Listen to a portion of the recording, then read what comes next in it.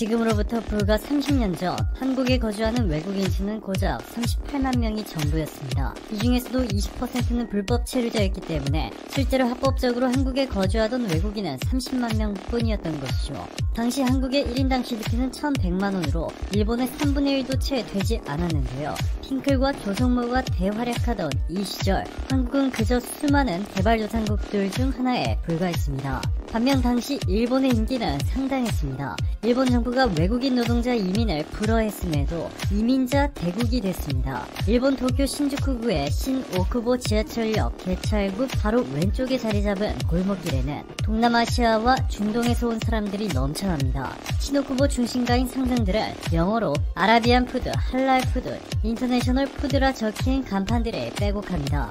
급증한 외국인들로 도쿄의 풍경이 바뀌고 있는 것인데요. 원래 대학가였던 신주쿠구 다카다노바바 지역은 도쿄의 작은 미얀마 마을로 떠오르고 있습니다. 이온 게이자의 신문에 따르면 도쿄에 사는 미얀마인 9,700명 중 4,300명이 이곳 다카다노바바 지역에 살고 있습니다. 에도가와구에는 인도인 4,000여 명이 모여 살고 있고 니시가사이 역을 중심으로 인도 커뮤니티를 형성했습니다. 당시 이렇게 일본이 전 세계인들로부터 뜨거운 관심을 받으며 수많은 사람들이 일본에 이민을 가려고 했던 것은 말 그대로 당시 일본이 그 어느 나라보다 잘 나갔기 때문입니다. 현재 세계에서 가장 시가총액이 높은 기업 순위를 보시면 1위 애플, 2위 사우디 아람코, 3위 마이크로소프트, 4위 아마존, 5위 알파벳, 6위 페이스북, 7위 텐센트, 8위 알리바바, 9위 테슬라, 10위 벅셔스웨이, 11위 삼성전자 등 세계 탑 11 기업 중 미국 기업이 7개, 중국이 2개, 한국과 사우디가 1개씩 보유하고 있습니다.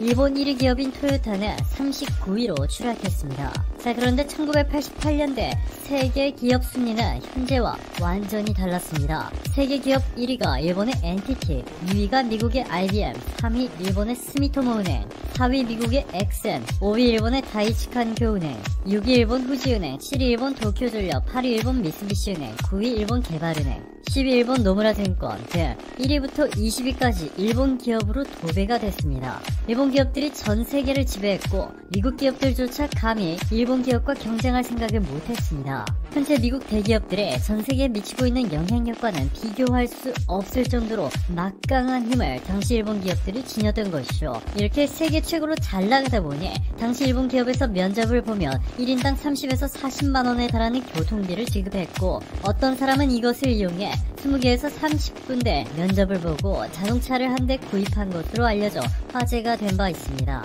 또한 해마다 적지 않은 돈을 벌고 있는 기업이 일손이 부족해 도산한 경우도 발생했고 이는 3D 직종을 기피했던 일본인들이 아르바이트만 해도 충분히 부족하지 않게 먹고 살았기 때문이었습니다. 당시 일본인 20대 신입사원 평균 연봉은 9,500만원이 육박했고 은행 정기 예금 금리는 8%대에 육박했습니다. 입사시험에서 아무리 망쳐도 회사에 합격하고 오히려 회사에서 자신들을 위해 일할 사람을 유치하기 위해 안달이 났었습니다.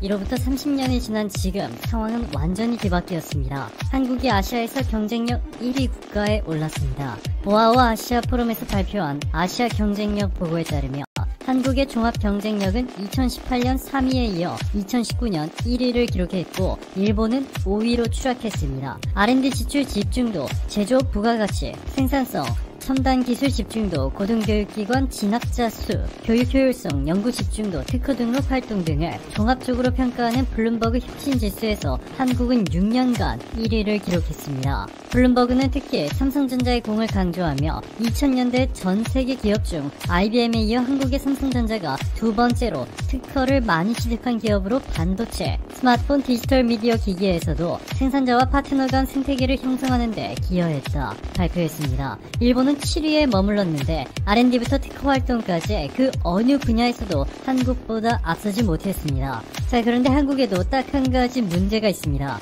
바로 너무나도 낮은 출산율. 지난해 한국의 출생아 수는 27만 명대로 떨어져 1970년대 통계 작성 이후 역대 최저치를 기록했습니다. 행정안전부가 발표한 인구 통계 자료를 보면 지난해 태어난 신생아 수는 27만 5천 명으로 1년 전보다 10.7% 감소했습니다.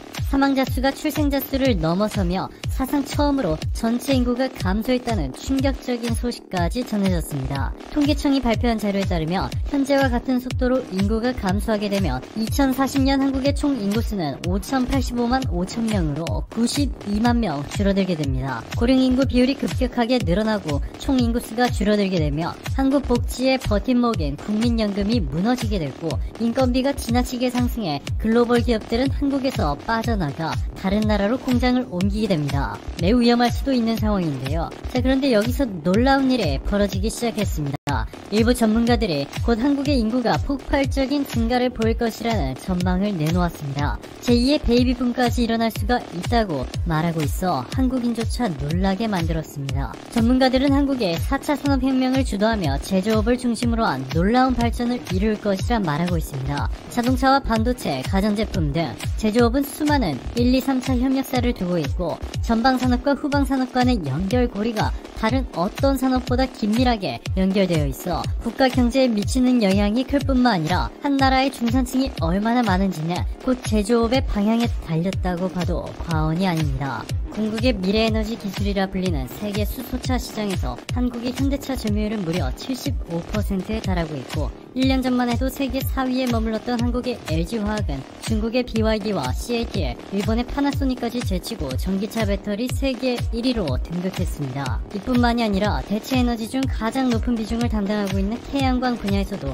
한국의 하나큐셀이 세계 1위를 달성했습니다. 글로벌 에너지 컨설팅 기관 우드 맥킨지의 조사에 따르면 하나큐셀은 미국 주거용 태양광 모듈 시장에서 지난해 상반기 점유율 22%를 기록하며 8분기 연속 1위를 달성했습니다. 이미 전체 소비 전력 중 40% 이상을 재생에너지로 대체하는 데 성공한 세계 최고의 재생에너지 국가 독일에서조차 한국의 하나큐셀은 인정받았습니다. 독일 경제지 포커스머니가 주관하는 평판 어워드에서 전기 산업 분야 1위, 3월 독일 생활소비재 어워드에서 한국의 하나큐셀이 당당하게 세계 1위를 차지했습니다. 이뿐만이 아닙니다. 제조업의 발전으로 인한 중상층 인구 상승, 그에 따른 출산율 증가도 한국 인구수가 급증하는 데 상당한 영향을 주지만 한국 경제가 또 한 번 눈부신 발전을 거두려 하자 기회의 땅, 이된 한국에 이민을 오고 싶어하는 외국인 수도 빠르게 증가하기 시작했습니다. 1999년 30만 명에 불과했던 한국 거주 외국인 수는 현재 200만 명을 넘어섰는데요.